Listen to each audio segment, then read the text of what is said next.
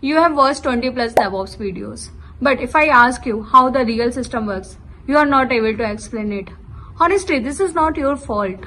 Most DevOps content teaches you tools like Docker, Kubernetes, CI/CD, but no one tells you how actually these tools are connected, and nobody teach you the DevOps concepts, which is really required to resolve the problems which exist in the DevOps world. So you keep learning the tools, but when someone asks you how does the real system works, you are not able to answer that. Hi, I am Unnati Gupta, working as a DevOps architect and a certified Kubernetes administrator.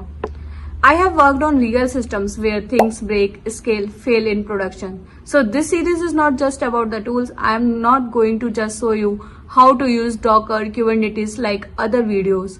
I will tell you why we use these tools to solve the real life problems. So even if you are a beginner, you will not feel lost.